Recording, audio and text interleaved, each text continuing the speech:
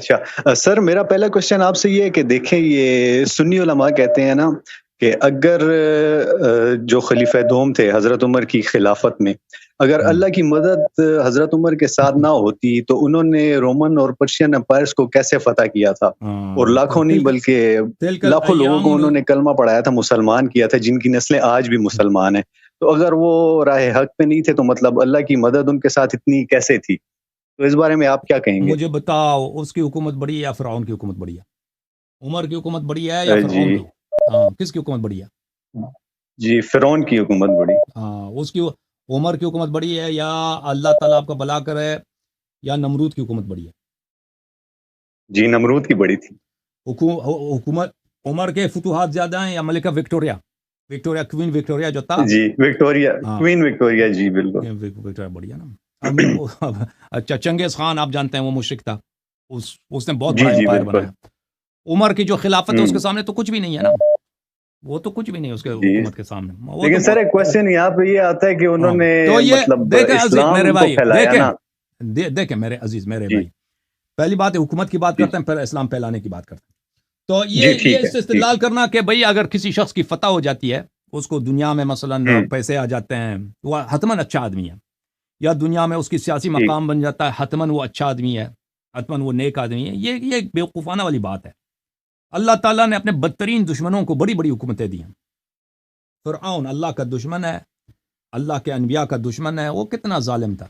اللہ نے اس کو بہت بڑی حکومت دیا تھا. نمرود کو اسی طرح. اس کتنے ابھی دنیا میں ابھی دیکھیں، ایک دنیا میں ایک بھی حکومت ہے جس کے حکمران صالح ہو، صادق ہو، مومن ہو، نہیں اللہ سر سے ڈرتا ہے؟ نہیں. کوئی بھی نہیں ہے. کوئی بھی نہیں. سب حرامی، ایک سے ایک حرامی ہے کہ نہیں؟ آپ کے پاکستان کے جی جی حکمران، بالکل. آپ دنیا میں سب جگہ جائیں، وہ اپنی حکومت کے لیے قتل کرنے کی ضرورت تو قتل بھی کر دیتے ہیں. ان کو پرواہ ہی نہیں ہے. بالکل. ہاں، چھوٹے بچے مر رہے ہیں، بزرگ مر رہے ہیں، پرواہ ہی نہیں ہے. قیمتیں بڑھاؤ، قیمتیں کم کر دو، لوگ بھوک سے مر رہے ہیں، ان کو پرواہ ہی نہیں ہے. تو اس طرح کہ جی اگر کسی کو حکومت مل جائے، اس کو لمبی ہو. ابھی مثلا اسرائیل کی حکومت ہے، دیکھیں اسرائیل کی حکومت ہے، وہ کتنے سال سے، تقریباً 70-80 سال ہو گئے ان کی حکومت کو. مسلمانوں کو انہوں جی نے اپنے فلسطین سے نکال دیا ہے، اور کتنے مہاجر آوارہ بن گئے ہیں. اور اب جو ہے اللہ آپ کا بھلا کرے، اور کتنے لوگوں کو ان لوگوں نے قتل کیا ہے. اور وہ ابھی کتنے مسلمانوں کو کئی دفعہ جنگوں میں شکست بھی دی ہے. ہر جنگ جب بھی جنگ ہوا نا، ان کو شکست دی مسلمانوں کو. ایک دفعہ نہیں، جی کئی دفعہ شکست دیا. اور سب مسلمان ملکوں سے وہ زیادہ طاقتور ہے. اس کے پاس ایٹم بم بھی ہے. سب سے بہترین ایئر ہوں فورس کس کا ہے؟ اسرائیل کا ہے. سب سے بہترین آرمی مڈل ایسٹ میں کس کی ہے؟ اسرائیل کی ہے. تو اس کا مطلب یہ تو نہیں ہے کہ وہ حتماً اچھے لوگ ہیں. اللہ تعالیٰ کا، وہ اللہ تعالیٰ جی کے چنے ہوئے لوگ ہیں. ٹھیک ہے نا؟ اس طرح تو نہیں ہے جی کہ اگر حکومت ملتا ہے کسی کو یا کسی کی فتوحات ہو جاتے ہیں تو وہ اچھے لوگ ہوتے ہیں. یہ تو ایک بکواس والی بات ہے. حکومت کس کی صحیح ٹھیک. ہوتی ہے؟ حکومت اس کی صحیح ہوتی ہے جس کی حکومت کو اللہ نص کے ذریعے بتا دے کہ آپ کا حاکم ہے، اس کی طاعت کرو، چاہے لوگ طاعت کریں یا نہ کریں، چاہے اس کی فتوحات ہوں یا نہ ہوں. ٹھیک ہے نا؟ ہمارے نبی صلی اللہ علیہ وسلم کی حکومت بہت چھوٹی ہے. نبی جی صلی اللہ علیہ وسلم کی حکومت جو تھی نا، وہ حکومت، بلکہ اس کو حکومت کہنا بھی مشکل ہے، کیونکہ اس کا نہ پولیس فورس ہے، نہ اس کا کوئی کوئی کیپٹل میں اس کا نہ کوئی قصر بھی نہیں ہے، یعنی کوئی محل بھی نہیں ہے کہ بھئی آپ کا کوٹ یہاں جی پہ. وہ ایک مسجد نماز پڑھا کے گھر چلے جاتے ہیں. اس کا فوج بھی نہیں تھا. پیغمبر صلی اللہ علیہ وسلم کا کوئی فوج بھی نہیں تھا. کبھی جنگ ہوتا تھا تو سب کو بلاتے تھے کہ بھئی آؤ جو جنگ ہے.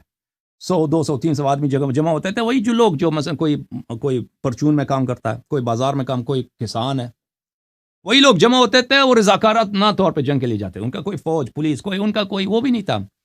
کوئی کچڑا اٹھانے کے لیے کوئی بھی آدمی نہیں تھا نا، کچھ بھی نہیں تھا ان کے پاس. ان کا حکومت کہنا بھی مشکل ہے، بہت محدود.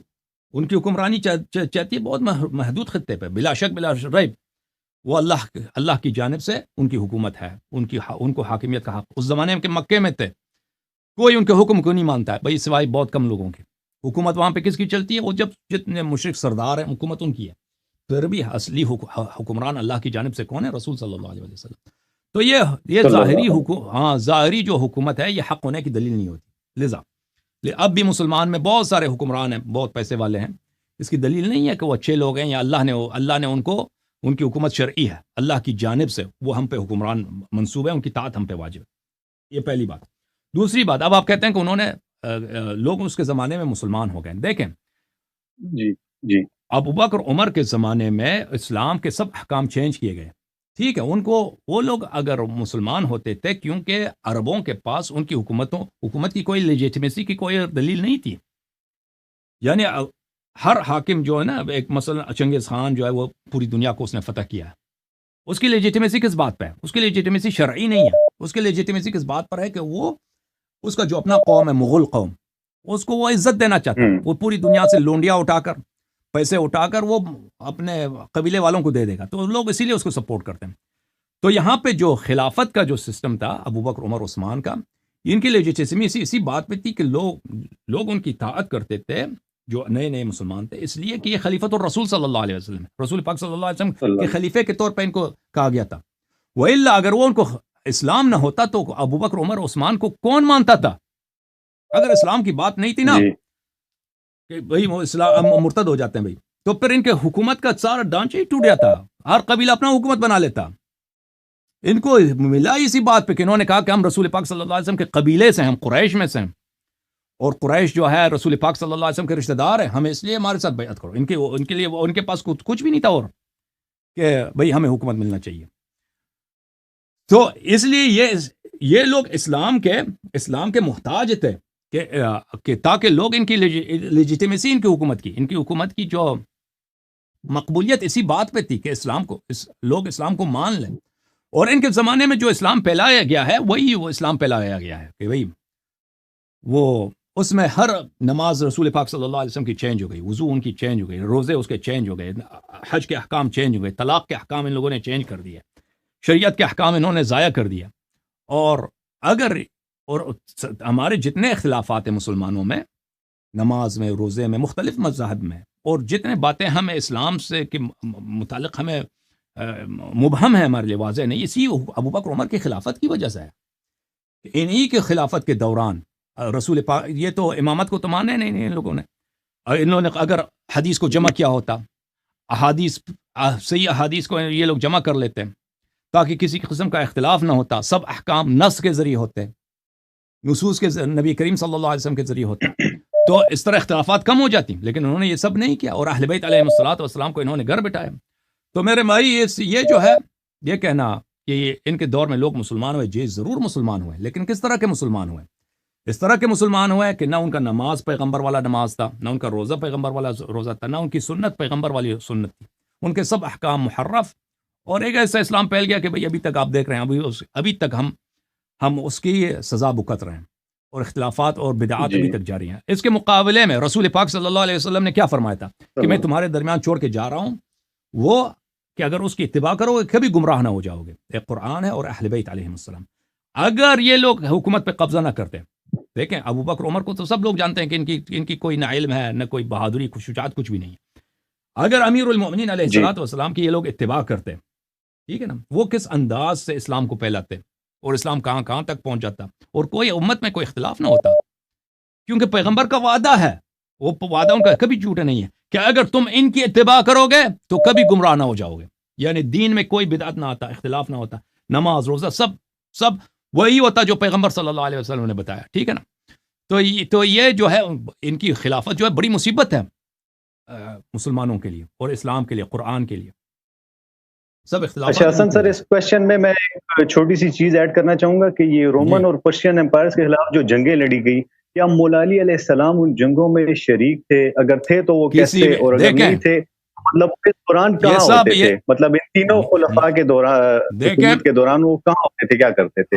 اب بات اچھی طرح سے سن لو. یہ جھوٹ مشہور کر دیا کہ امیر المؤمنین علیہ الصلوۃ والسلام ابو عمر کے لیے گورنر تھے یا چیف جسٹس تھے یا ان کے مشیر تھے. جی یہ سنا گیا. جی بالکل، یہ علماء کہتے ہیں، سنی علماء کہتے ہیں. یہ سب جھوٹ ہے، یہ کوئی حدیث ہے ہی نہیں ہے، یہ سب جھوٹ ایسے مشہور کر دیا. ہاں اب سن لو.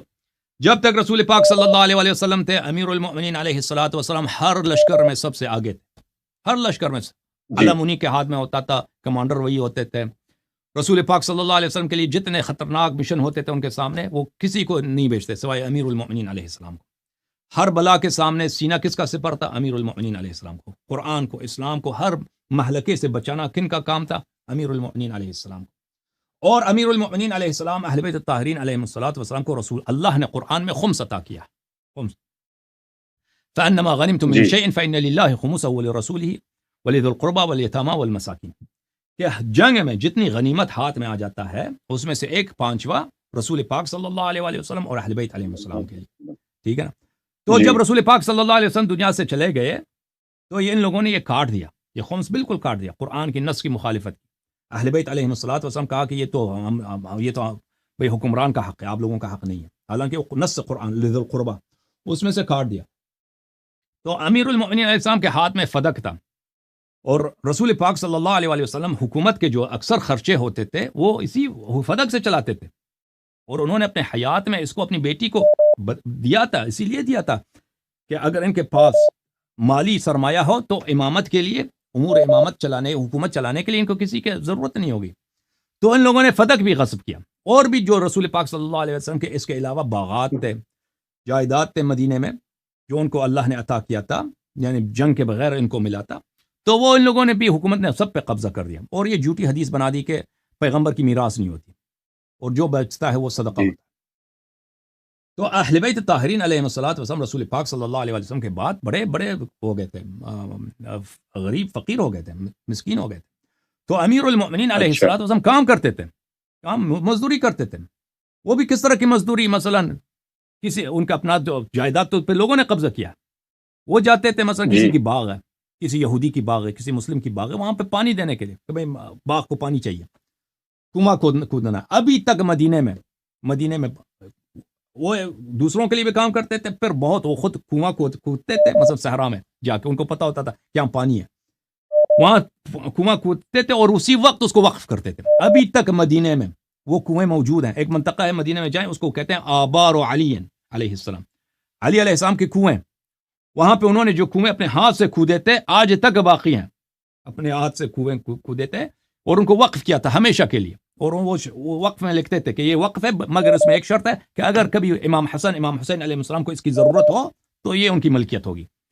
تو وہ یہ کام کرتے تھے، اور کسی جنگ میں وہ شریک نہیں ہوئے، کسی لشکر میں نہیں گئے، اور کبھی ابو بکر عمر کی انہوں نے کوئی پوزیشن قبول نہیں کی، اور کبھی ان کے چیف جسٹس بھی نہیں بنے. ہاں یہ ہوتا تھا کہ بہت دفعہ روایات احادیث میں فریقین نے روایت کی کہ بہت دفعہ یہ ہوتا تھا کہ یہودی آتے تھے، کیونکہ آپ کو پتہ ہونا چاہیے کہ یہود نصارہ یہ اہل کتاب تھے. اس زمانے میں کتاب، یعنی کتاب چیز کی کوئی نام عرب میں تھی نہیں بھائی، یعنی کتاب چیز کی کوئی چیز تھی نہیں عرب میں. پورے عرب میں جائیں گے اس کسی کے پاس کوئی کتاب نہیں تھا. ان کو بھائی ان کے پاس کوئی ثقافت، کوئی تہذیب، کچھ بھی، یہ وحشی قوم تھے عرب. تو ان کے پاس تو کتاب تھے نہیں. یہ یہودی کو اہل کتاب کہتے تھے کیونکہ ایک ہی کتاب تھا، وہ تورات ہے، ایک ہی کتاب ہے انجیل ہے. تو یہود نصارہ اہل کتاب ہے. تو یہود نصارہ جو تھے یہ اپنے بچوں کو کتاب پڑھاتے تھے، ان کے پاس مدرسے تھے اور ان میں عالم بڑے تھے بہت، اور ان کے پاس شریعت تھی، یعنی یہودیوں کے پاس بڑے مدرسے تھے. ان کے پاس مدینہ میں ان کا مدرسہ چھوٹا تھا، لیکن ان کا جو اصل مدرسہ تھا وہ شام میں تھا، اور ایک دوسرا مدرسہ تھا بابل میں، عراق میں. اور تلمود کی جو کتاب ہے بہت موٹی کتاب ہے، یہودیوں کی شریعت کی جو تلمود کی کتاب ہے، یہ نبی کریم صلی اللہ علیہ وسلم کے عصر سے کچھ پہلے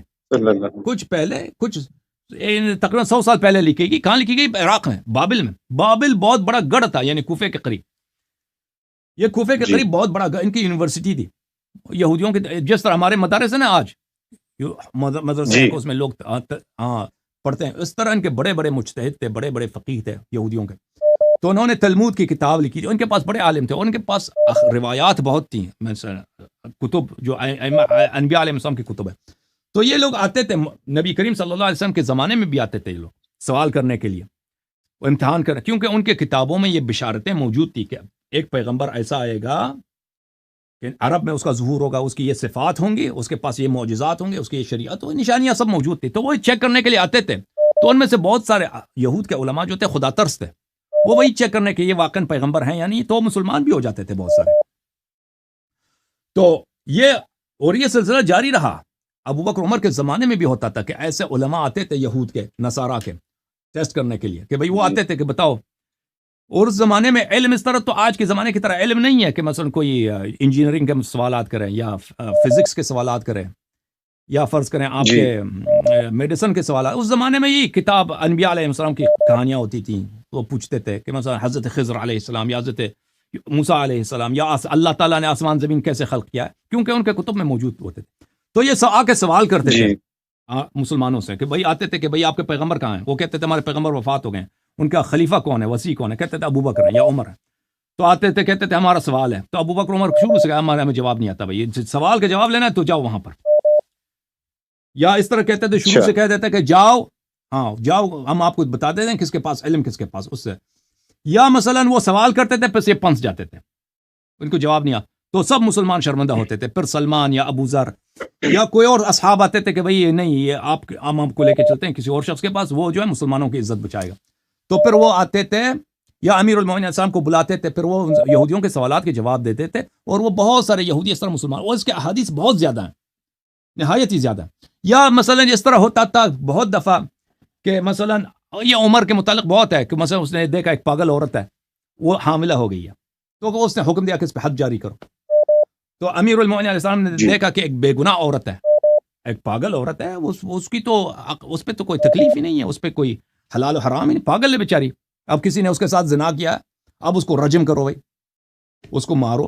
اب اتنا بڑا سخت، پھر اس کی جان بچانے کے لیے وہ آ کے سمجھاتے تھے اب عمر کو کہ یہ تو اس پہ اللہ نے اس پہ کوئی تکلیف حد جاری نہیں ہوگا. رسول پاک صلی اللہ علیہ وسلم نے فرمایا کہ اگر عقل نہیں ہے تو بھائی اس پہ کوئی حلال و حرام ہی نہیں ہے. یا مثلا کوئی عورت حاملہ ہو گئی ہے، عورت حاملہ ہو گئی ہے، بھئی وہ کہتے ہیں اس پہ رجم جاری کرو، اس پہ سنسار کرو اس کو. تو امیر المومنین علیہ السلام فرماتے تھے اس کا کیا، بچے کا کیا قصور ہے، بچہ اس کے پیٹ میں ہے، بچوں کو آپ قتل نہیں کر سکتے، آپ کو انتظار کرنا ہوگا، بچہ دنیا میں آئے گا پھر اس کو رجم کریں.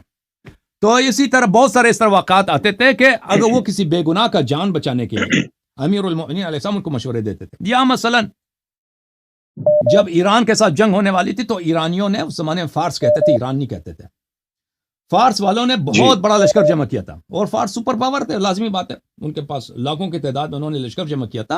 اور ان کو اندازہ ہو گیا تھا اس زمانے میں کہ عرب میں جو حکومت بنی ہے یہ خطرناک ہے، ہم نے اس کا خاتمہ کرنا ہے. تو یہ بہت سارے کتب میں موجود ہے، کتاب الفتوح ابن عاصم وغیرہ میں موجود ہے کہ ہم جو ہیں یہاں پہ لشکر بھیجیں گے. پہلی بات تو یہ ہے کہ جو جنگیں ہوئی تھیں نا فارس ایرانیوں کے ساتھ، وہ بارڈر پہ جھڑپیں تھیں. یا عرب کی فوج جو ہے سعد بن وقاص وغیرہ جاتے تھے، یہ مثلا کوئی ریڈ ہوتا ہے جیسے ریڈ کرتے ہیں، یلغار کرتے ہیں ایک دفعہ، مثلا کوئی ایک جگہ پہ 10-15 فوجی 20 فوجی ہیں، وہ جا کے اس کو پکڑ لو، ان کو قتل کرو، ان کے ویپنز وغیرہ پیسے وغیرہ اٹھا کے لے کے جاؤ، یا چھوٹے شہر ہیں ان پہ حملہ کر کے پیسے اٹھا کے لے کے جاؤ، اس طرح کرتے تھے. تو ان کو اندازہ ہو گیا تھا کہ بارڈر پہ، ایرانی حکومت کے بارڈر پہ، فارس کی حکومت کے بارڈر پہ اس طرح جو ہے بغاوت ہو رہی ہے عربوں کی جانب سے، اس طرح وہ ریڈ کر رہے ہیں. تو ان کا اندازہ ہو گیا تھا کہ یہ فتنہ بڑا ہے، اس فتنہ کو ختم کرنا چاہیے. پھر جو ہے ان کا شہر جو تھا مدائن بھی عربوں نے لے لیا. تو انہوں نے بہت بڑا فوج جمع کیا، آذربائیجان سے، اصفہان سے، قم سے، کاشان سے، پتہ نہیں دور دراز علاقوں سے لاکھوں کی تعداد میں، اور سب کو لے کے آئے. انہوں نے، ان کا ارادہ یہی تھا کہ ہم مدینے تک آئیں گے، ان کا ارادہ یہی تھا کہ ہم آئیں گے. تو اس بارڈر سے خط آیا، مدینے کو خط آیا کہ بہت بڑا لشکر یہاں پہ جمع کیا ایرانیوں نے، اور ان کا ارادہ یہی ہے کہ وہ کہہ رہے ہیں کہ ہم آئیں گے، بھائی مدینے تک ہم آئیں گے. وہ بالکل وہ آتے تو قتل عام کر جاتے، یعنی کیونکہ وہ مشرک تھے. اس زمانے میں اگر کوئی لشکر دوسرے علاقے کو فتح کر دیتا تو ان کا طریقہ کار یہی تھا کہ ان کے مردوں کو قتل کرو، عورتوں کو اٹھا کے لے کے جاؤ. تو اگر وہ ایرانی جو کامیاب ہوتے فارس والے تو لازمی بات ہے پھر اسلام مٹ جاتا. اگر سب مسلمان مدینہ آتے نا تو سب قتل ہو جاتے، اور عورتیں جو سب کنیز، مرد سب قتل، مسجد نبی صلی اللہ علیہ وسلم کو مسمار کر دیتے. پھر صدیوں تک پیغمبر کا، پھر تاریخ میں کوئی پیغمبر کا نام بھی نہیں لیتا، وہ بالکل ماہ ہو جاتا اسلام. تو اس وقت جب اس کا لیٹر آیا تو عمر نے، وہ کتاب فتوح ابن عاصم میں موجود ہے، عمر نے جب وہ کتاب کھولا ہے تو اس کے جبڑے جو ہے آپس میں لرزنے لگا. آواز، اس کے جبڑوں کی آواز اتنی بلند ہو گئی، سب لوگ مسجد میں سن رہے تھے. جیسے انسان کو ڈر لگتا ہے نا، اس کے دانت آپس میں کٹکھٹا رہے ہیں. تو اس نے مشورہ مانگا کہ ہم کیا کریں. سب نے مشورہ دیا عمر کو کہ آپ جنگ میں چلے جائیں، اس کے جنگ میں، فارس کے جنگ میں چلے جائیں. تو اس وقت امیر المؤمنین علیہ السلام نے، وہ میرا خطبہ بھی موجود ہے اس میں، اسپیچ ہے، اس کو آپ انٹرنیٹ پہ سرچ کریں. کیا نہج البلاغہ میں عمر کا کوئی مدح ہے، تعریف ہے یا نہیں. تو امیر المؤمنین علیہ السلام نے اس کو یہی بتایا کہ تم اگر جاؤ گے تو تم وہاں سے فرار کرو گے. وہ لفظ سریل الفاظ ہے، تنکب، تم جاؤ گے تو تم وہاں سے پیچھے مڑ جاؤ گے. پھر جو ہے ایک دفعہ اگر لشکر کا سردار کیونکہ ایرانیوں کو پتہ چل جائے گا کہ عربوں کا جو بادشاہ ہے، ان کا جو خلیفہ ہے، ان کا جو سردار ہے، ہمارے جنگ میں آیا. اور ایک دفعہ اگر تم سب لشکر لے کے جاؤ گے ان کے جنگ میں، اگر تم نے وہاں پہ فرار کی تو پھر عرب ایرانیوں کو روکنے والا مدینے تک کوئی نہیں ہوگا، کیونکہ پھر کوئی ان سے لڑے گا بھی نہیں. لیکن تم وہاں پہ نہ جاؤ، تم فوج بھیج دو وہاں پر، خود نہ جاؤ. تو اس عمر نے وہی مان لیا، پھر وہ خود گیا نہیں. تو وہ بھی جو مشورہ تھا وہ ایسا مشورہ تھا کہ وہ بالکل اسلام ہو جاتا، بھائی اسلام ختم ہو جاتا. یعنی اگر مشرک آ جاتے وہ تو پھر تمیز نہیں کرتے نا کہ یہ خلیفہ ہے، یہ اہل بیت کون ہے، فلان کون ہے، وہ تو سب کو قتل کر دیتے. اس طرح کے انہوں نے مشورے دیے، اس طرح کے مشورے دیے. لیکن اس سے علاوہ کچھ عمر کا جو قاضی تھا مدینے میں، کعب الاحبار تھا. کعب الاحبار ایک یہودی عالم تھا جو مسلمان ہوا تھا، وہ صحابی بھی نہیں تھا. وہ مسجد نبی صلی اللہ علیہ وسلم میں صحابہ کو دین سکھاتا تھا، توحید سکھاتا تھا. اور صحابہ کی آپ کی کتب میں بہت بڑی ساری روایات موجود ہیں کہ صحابہ نے کعب الاحبار سے روایت کیا. اور کعب الاحبار کس سے روایت کرتا تھا؟ بنی اسرائیل سے، موسیٰ علیہ السلام سے روایت کرتا تھا. اور جی ہاں، اوکے میرے بھائی، جی ٹھیک ہے.